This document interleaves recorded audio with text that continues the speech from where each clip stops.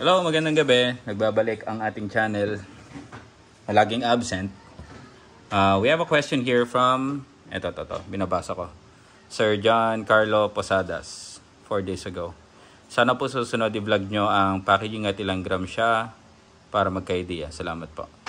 Packaging, yan, no? Nasa harap natin yung packaging na gamit. So, unahin ko kung ano yung gamit namin sa packaging. Okay. Ito may order kami. Ito yung isang bundle consisting of 13 packs. So, ang pricing ko dyan is 12 plus 1. Kapag umorder ka ng 12 pieces, which is 1 bundle, magkakaroon ka ng libreng isa. So, tubo na rin sa'yo yan. Ang benta ko is 99 pesos. Ang benta ng mga customer is 130 to 150 per pack. At ilang gram siya. Itong packaging na gamit namin. Isa-isayin natin. Yung packaging na gamit namin is itong stand-up pouch. Nakalagay dyan. Ang sabi dyan, ang sukat niya is 150 by 250 plus 80 mm. So, ang characteristics niya ay half clear, half metallized with ziplock. Yan ang hahanapin nyo. So, punitin natin to para makita. So, kapag sinabing 150, ito ang itsura niya. So, kapag ni-ruler ninyo, ganda ng ruler ko. Gamitin natin sa inches.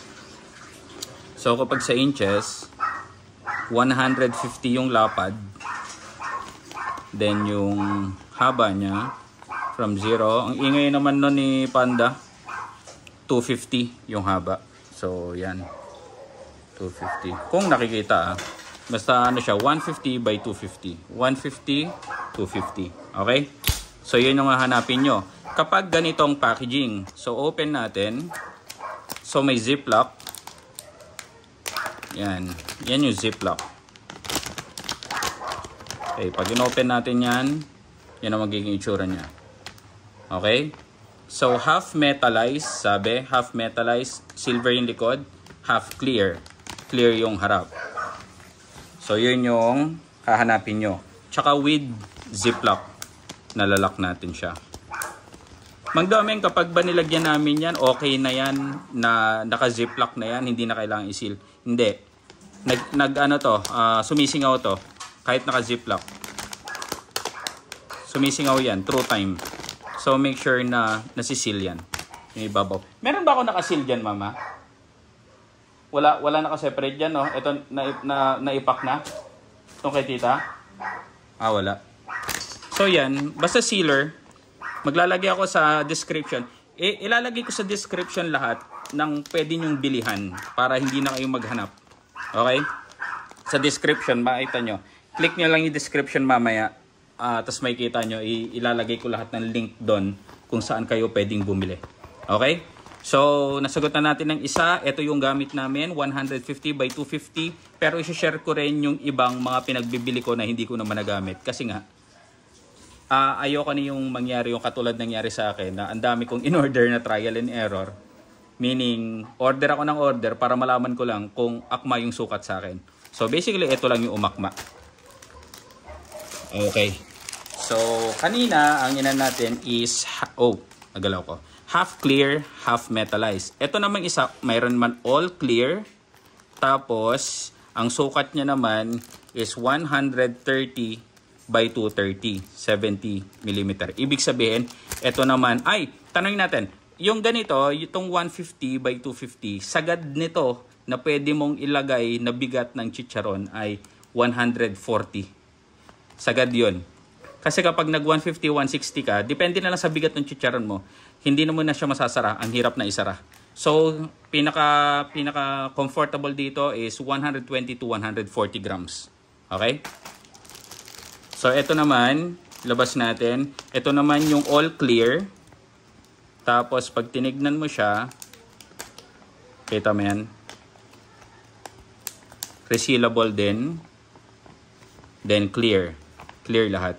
So, mas maliit siya kung kumpara rito, maliit. Okay? Okay, good. Ano pa? Next ay dito na tayo. Okay na to, okay na to. So, may knowledge na kayo dyan. Pumunta tayo rito sa mga colored. Yung mga colored kasi ay iba ang sukat. Iba ang sukat niya. So, kuha tayo rito ng red. Okay. So, ito naman, this is colored. Yan. Maliit lang yung opening niya. Same goes. May kulay siya. May opening siya rito. Then, resealable din. Yan. Maliit to. Same goes. Dito sa pula, open natin. So, ang itsura niyan, itong nasa screen nyo right now. Yan, yan yan. Ito yung gamit ko ngayon. Ito yung gamit ko. So, ang nilalagay natin dyan, ay wala akong may ano. Ito na lang sa picture. Lagay ko na lang sa picture kung ano magiging itsura niya. So, ganyan ang itsura niya. So, ang sukat naman ng ganito ay, ang sukat nitong malaki, ang katumbas nito na laman ng ganito, ng 150, magkaiba yan ang sukat. Oh. Mas malapad siya, pero mas maigsi. Ganyan siya. Kung i-compare. Mas malapad yung may mga colors. Ang sukat niya is 16 by 24. Ito ang titignan nyo kapag bumibili kayo sa Shopee or sa Lazada. Ilalagay ko rin yung link dyan. Doon kayo mag-check. Okay? Lalagay ko rin yung link. 16 by 24 to, cm. So, ang katumbas niya rito sa mga ganitong klase ng packaging is ito. Sila ang magkatugma. 16 by 24. Ito naman is 150 by 250. Okay? Doon naman tayo sa mas maliit.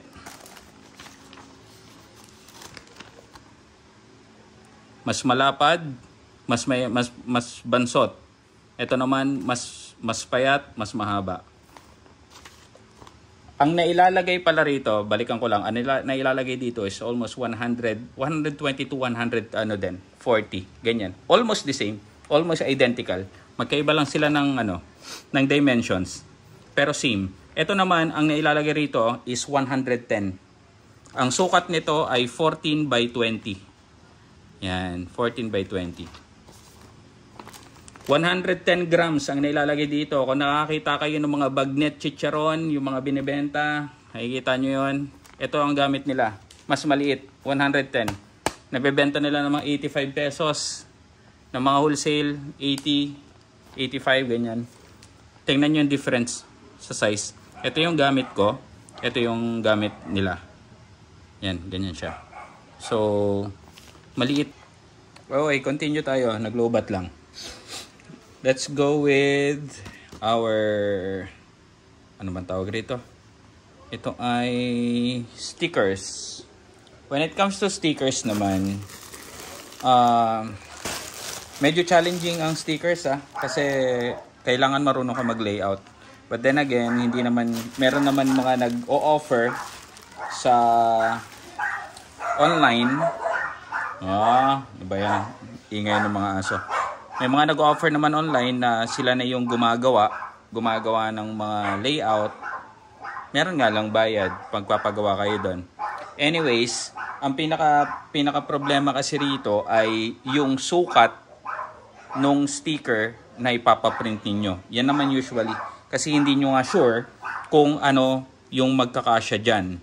So, pag dito nagpagawa tayo, pag itong ginamit ninyo, tulad ng ginagawa ko, ang stickers na ipapagawa nyo, ang sukat ay if it is rectangle. Pero kung bilog, walang problema. Kung rectangle na katulad sa akin, katulad nito, yan. Ang sukat nito is 3 inches. 3 inches by 5. 3 by 5. So, nasan yung ang aking ingay ng mga aso. Ito. So, inches tayo. Galing natin dyan. So, ito ay 1, 2, 3. This is 5. Yan. 5 inches to.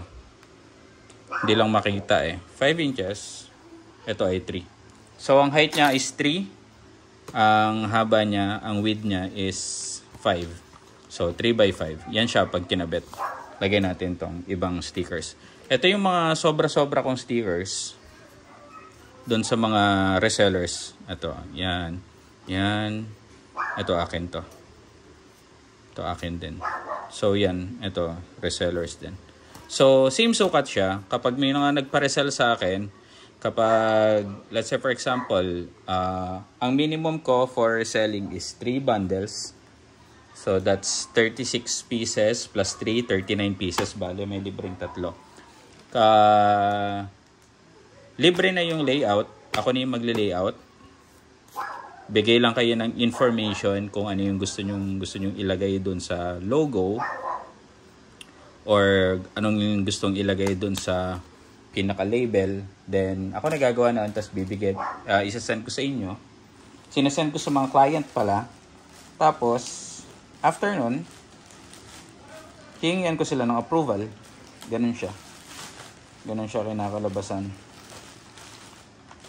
Tapos kapag okay na, payment, then print, then padala. So, ito, isa namin, this is in Paranaque, pero hindi pa tumutuloy. Ito ay laruan ng pickle yard. Laruan ng pickleball. Yan. So, ito yung sa Palawan. Yan, ito malakas umorder to. Sa El Nido to. Yan. Kanya yan. So, ito si Sonia's Secret Garden. Ito naman yung sa restaurant sa Tagaytay. Okay. So, pare-parehas ang sukat niya. 100, 120 to 150 grams per pack. Okay? So, good na tayo dyan. Ito naman yung kinalabasan kapag kapag colored, then may label. Yan. Ganda. Ganda na yung itsura niya. So, mas, siya.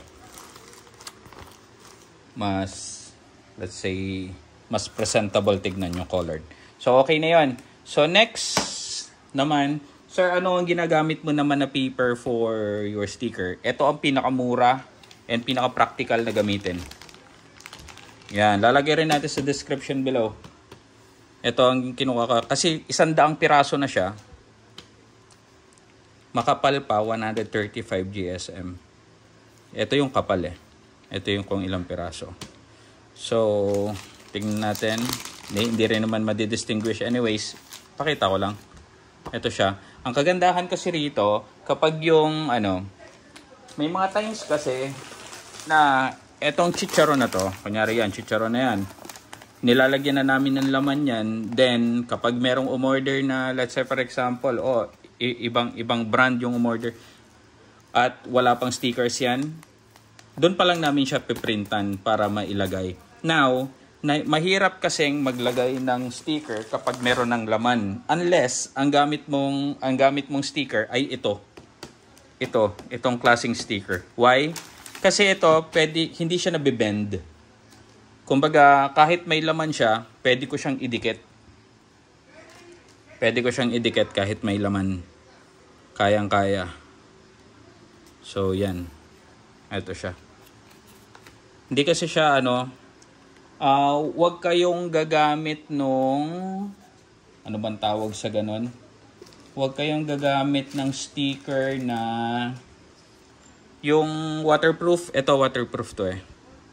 Yung sa suka ko. Waterproof siya. So, ang hirap nito ikabit kapag meron ng laman yung chicharon. Dapat to sa mga flat surface lang. Okay? Hindi ko i-recommend to. Kasi packaging lang naman eh. Kumbaga, mabilis lang naman gawin. Pagkaubos, tatapon lang din naman. So, lagay ko rin to sa description. Lagay ko lahat sa description para makita nyo agad. And also, sir, ano po yung gamit mong printer? Okay.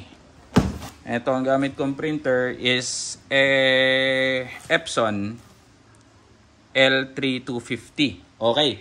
So, ito ang instruction ko naman pagdating sa kung gagamit kayo ng printer. Hindi kailangan ganito kasi 12K ito eh. Anyways, kung multiple naman yung paggagamitan nyo, seryoso na talaga sa ganitong negosyo, kakailanganin niya. Or marami naman pwedeng paggamitan to. Investment kasi ang printer eh. Binili ko to sa Uniprint kasi sila nag-a-assist. Ang Uniprint kasi sa company ng mga printers, specialty nila printers, and also kapag bumili ka sa kanila, nagbibigay muna sila ng training bago nila bitawan sa'yo. Okay? So nakakita mo dyan, EcoTank nakalagay dyan. Ito yung sa akin, kapag ayaw nyo ng masyadong expensive yung ink, kailangan nyo ipa-convert. So itong sa akin, kinonvert ko yan into pigment ink. Ito siya oh. So ito yung original niya, na ink niya. Yung sa akin, pina-convert ko into a pigment. Pigment nga ba? Oh, tama. Pigment ink. Ganito na yung magiging ink niya. So, universal. Mas mura to. Mapatak lang to na 95 pesos ang isa. Ilalagay ko rin yung description below. Kung ano, ganito siya. Ito yung tatak niya. Kuyi. So, ito na yung ginagamit ko. Kino-convert yan. Kaso lang, ang problema, pag kinonvert yung iyong... Uy, nag-leak. Ika lang. Pag kinonvert ang iyong... Yan na, nag-leak. Pag kinonvert ang iyong printer, mawawala ang kanyang warranty. Yan ang problema. Pero ganun pa man, di naman basta-basta masisira yan. Yan na, dumi na ng kamay ko. Hindi naman basta-basta yan nasisira. So, okay lang. Okay lang mawala yung warranty. Yan, ganito yung ano niya. Maging iba na. Then, lalagyan nila yan ng... Bubutasan nila yan sa gilid. Pakita ko sa inyo. Medyo magulo lang ha. Pero pakita ko sa inyo yung printer. Yung printer nito is 3-in-1. Ang gulo, no? You know. Ang printer na to is 3-in-1. So, meaning, meron na siyang scanner. Meron na rin siyang Xerox machine. Photocopy machine. Dito na pupunta yung mga waste na mga ink kapag tapos niya mag-print. So, yan. Open. Ganyan siya. Itsura niya. Yan. So, yan. Binabili ko to ng 12K. So, Wi-Fi na rin yan. So, wala nang problema. Yan. Ang gulo ng bahay. So, ito. This is order. Ganyan ang magiging itsura. Tapos naglalagay ako ng aking ganyan para do not accept if seal is broken. Para make sure na rin natin na makakapunta sa client ng maayos na hindi siya sinisira. Kasi makikita mo dyan pag may sira. Okay? Lagay na rin natin sa link yan, description para makita ninyo. Okay? I think that's all. And ito ang gamit ko na na-charge din to, din di baterya din. Ang tatak niya is General Master. Ito, tagal na sa akin to. Timbangan naman. Lagay na rin na sa description. Okay? So, I think that's all for now. Hindi ko mabalikan yung yung gamit natin ng minced beef. Ito, ang dami kasing ginagawa. So, yun na lang. If you have questions pa naman sa mga packagings, then message lang kayo.